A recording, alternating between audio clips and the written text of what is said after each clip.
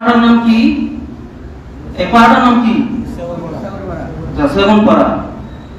এই পাড়ারই আপনার জোহর নয় বরং আসরের নামাজের পর নিচে তলাই গেটম্যান দিয়ে দুইজন মুসল্লি মানে নামাজি নামাজ পড়ার পর গেটে যখন সাক্ষাৎ দ্বিধা, তখন এক মুসল্লি অপর মুসল্লিকে বলছে আসসালামু আলাইকুম।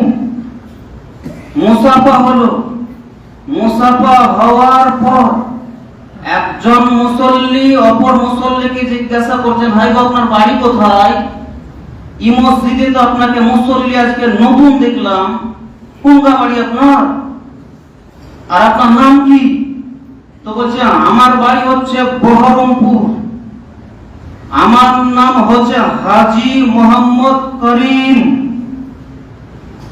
হাজী মোহাম্মদ করিম হচ্ছে নাম, বাড়ি বহরমপুর। তখন ও এবার একটা জিজ্ঞাসা করছে যে আপনার নামটা কি? তখন এ বলছে আমার নাম হচ্ছে নামাজি মোহাম্মদ আব্দুল জব্বার মোল্লা। তখন ওই হাজী সাহেবের চোখ খাড়া হলো। বহুদিন থেকে আমরা শুনেছি বহু টাইটেল, ডাক্তার শুনেছি, মাস্টার শুনেছি, ইঞ্জিনিয়ার প্রফেসর শুনেছি, হাফেজ কারি মুফতি মাওলানা শুনেছি, হাজী সাহেব শুনলাম, কিন্তু নামাজি কোনোদিন শুনিনি।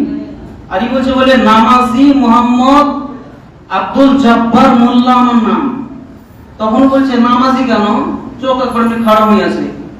তো বলছে তুমি একবার মক্কাতে হজ করার পর নাম জিজ্ঞাসা করলে আলহাজ ছড়া নাম বলতে চাও না, কোন মেমো কার্ড অথবা কোনো আপনার কাগজ পত্র পত্রিকাতে আলহাজ ছাড়া নাম লিখতে চাও না, তাহলে তুমি যদি একবার হজ করার পর বারবার যদি হাজি লিখতে হয় বা বলতে হয়, তো আমি আজ 55 বছর থেকে নামাজ পড়ছি, যখন আমার মুখে দাড়ি ছিল না, দাড়ি হলো কালো রঙের, তারপরে কালো রঙের দাড়ি আবার সাদা হলো, দাঁত উঠলো, মাথার চুল উঠলো, আজ 55 বছর থেকে নামাজ পড়ছি, তাহলে আমি কেন নামাজি হব না?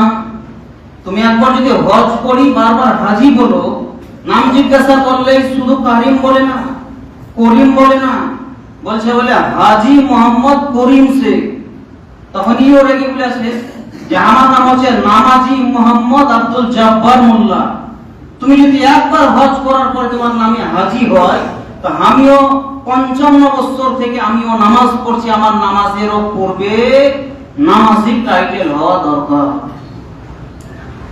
তো বাপজি ভাইরা বলতে গিয়ে যেটা বলতে চাইছিলাম, হাদিস নোট করেন একটু। বুখারী শরীফের লম্বা মোটা তরতাজা হাদিস, দ্বিতীয় খণ্ড, পৃষ্ঠা নম্বর 1083, লাইন নম্বর 13-14।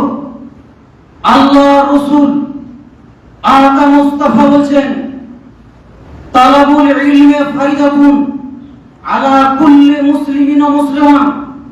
প্রত্যেকটা নরনারী, পুরুষ মহিলা সকলকেই ইসলামিক শিক্ষা এবং দীক্ষা, নলেজ, জ্ঞান অর্জন করা কম্পালসারি, অপরিহার্য, জরুরি।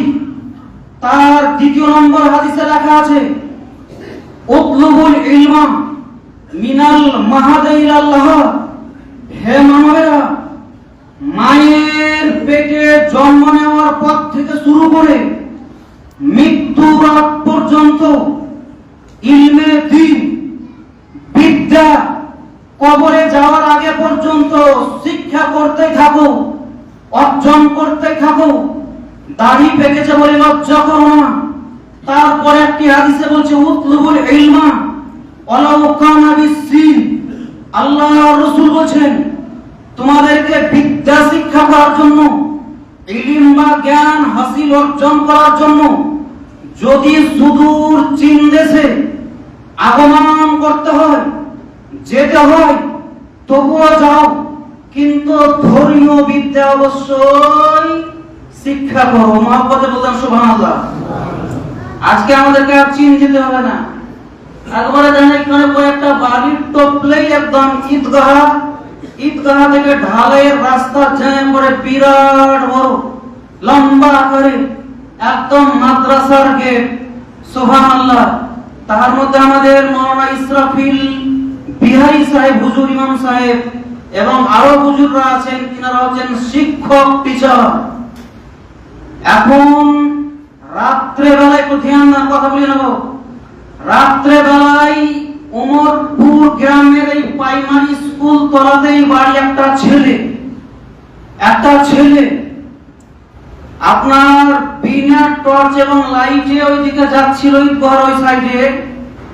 যেতে যেতে যেতে আর আপনার উমরপুর মাদ্রাসায় একটা ছেলের টিফিন হাতে করে 10 টাকা দামের টর্চ লাইট জ্বালিয়ে এই পাড়াতে কাউরির বাড়ি জাহির খাবার জন্য আসছিল। আর এই ভদ্রলোক যেতে যেতে একটা রাস্তাতে একদম এইরকম ভাবে রসা বা দড়ি পড়ে আছে।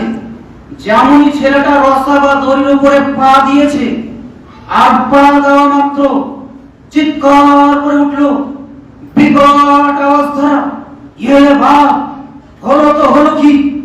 যেমনই বলছে তখন ওই তালবিলিমটা টিফিন হাতে করে নিয়ে আসছিল। আস্তে আস্তে ধীরে ধীরে ওর কাছে এলো। বলছে, দাদা আপনি রাত্রে বেলায় বিকট আওয়াজে চিৎকার করলেন, কি হয়েছিল আপনার? কি হয়েছিল? দাদার একবার কথা হয় না মুখে, একদম ভয়ে থরথর করছে। লম্বা উঁচু পাড়া মানুষ, এমনি করে দেখাচ্ছে মানে সাপ, যে দড়ি বা রসাটা পড়েছিল ওর পায়ে লেগে আছে, তো ভাবছে সাপ, ভয় পেয়েছে। দাদা বলছে, দেখো লাইট মেরে যেমন তালবিলিমটা দেখছে, তো কাছে যাই তো সাপ নয়, ওটা হচ্ছে দড়ি। তালবিলিমটা মুখে করে তাকে খিটখিট করে হাসতে পারছে, দাদা ওটা সাপ নয় গো, দড়ি, রসা পড়িয়াছে। ধ্যান দান। কি বুঝতে পারলাম? যদি রাত্রে বেলায় আপনাকে চলাচল করতে হয় বেরাদারি ইসলাম, তাহলে আপনার দড়ি না সাপ বা সর্প, এটাকে ডিভাইড করার জন্য, চেনার জন্য, পার্থক্য করার জন্য 10টি টাকার হলেও একটি আপনাকে টর্চ বা লাইট ইউজ করতে হবে, ব্যবহার করতে হবে। ঠিক তেমনই বেরাদারি ইসলাম, কোন জিনিসটা হারাম, কোনটা হালাল, কোনটা জায়েজ, কোনটা নাজায়েজ, কোনটা বৈধ, কোনটা অবৈধ, কোনটা চলবে, কোনটা চলবে না, এটা জানার জন্য আমাদেরকে কলেজ নয়, স্কুল নয়, ইউনিভার্সিটি নয়, কোনো প্রাইভেট মাস্টারের কাছে নয়, বরং সরাসরি ডাইরেক্ট ইসলামিক নলেজ, ইসলামিক শিক্ষা দীক্ষা নেওয়ার জন্য দারুল উলুম ওমরপুর মাদ্রাসায় হাজির হতে হবে। যখনই আপনি হাজির হবেন, তখনই বেরাদারি ইসলাম হুজুরেরা আপনাকে ধর্মীয় বিদ্যা, ধর্মীয় ইলম বা শিক্ষা শিখিয়ে দেবে। তখনই আপনি বুঝতে পারবেন সুদ খাওয়া হারাম না জায়েজ, তখনই আপনি জানতে পারবেন মদ খাওয়া চলবে কি চলবে না, তখনই আপনি জানতে পারবেন মোবাইলে অপর মেয়ের সঙ্গে চ্যাট করা, কথা বলা বৈধ হবে কি হবে না। সেই দিন আপনি বুঝতে পারবেন পরের জায়গাকে দখল করা চলবে কি চলবে না। সেই দিন আপনি বুঝতে পারবেন মাকে ভাত না দিলে কি হবে।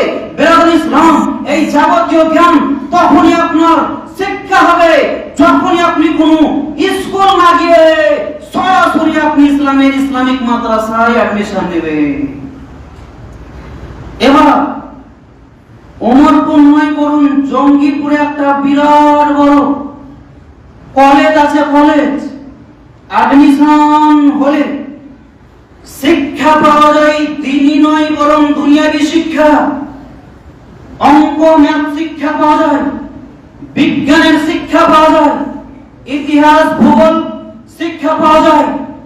ওই জঙ্গিপুরের একটা ভালো স্টুডেন্ট ছাত্র, বহু শিক্ষা করেছে, মহাপণ্ডিত, জ্ঞানী ছেলে, একদম শিক্ষিত হওয়ার পরেও যারা মাদ্রাসায় পড়লো আর যারা স্কুলে পড়লো, দুইজনের মধ্যে তফাৎ কি, ফ্যাসিলিটি কি, কোয়ালিটি কি, এর জন্য সুখ সুবিধা কি?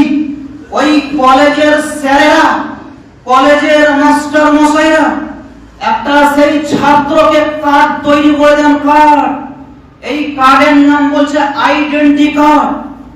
আপনি উমরপুর থেকে বহরমপুর গেলে 1/3 মানে বাসের ভাড়া 3 ভাগের 1 ভাগ লাগবে, 2 ভাগ আপনার জন্য ক্ষমা সরকারের তরফ থেকে। এটা বিদ্যার্থী, শিক্ষার্থী, স্টুডেন্ট, ছাত্র ছাত্রীর জন্য ফ্যাসিলিটি।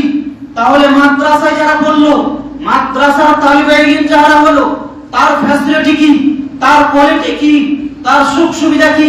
আল্লাহর রাসূল আকা মুস্তাফা উনি বলেছেন, আমি এমনই একটা মাদ্রাসা তালিবে ইলমদেরকে কার্ড তৈরি করে দেব, যেই কার্ডে মুহাম্মাদুর রাসূলুল্লাহ সিগনেচার করা থাকবে, দস্তখত করা থাকবে, সহি করা থাকবে। যাহার কাছে এই কার্ডটি বিরাজ করবে, কবরে ফ্যাসিলিটি, হাসরের ময়দানে ফ্যাসিলিটি, বেরাদান ইসলাম দুনিয়াতেও ফ্যাসিলিটি, আখিরাতেও ফ্যাসিলিটি। এমনকি এই কার্ডটি থাকার জন্য সেই ব্যক্তি কিয়ামতের দিনে রোজ হাসরের মাঠে আল্লাহর নিকটে জান্নাতি বলে আখ্যায়িত এবং ঘোষণা হবে।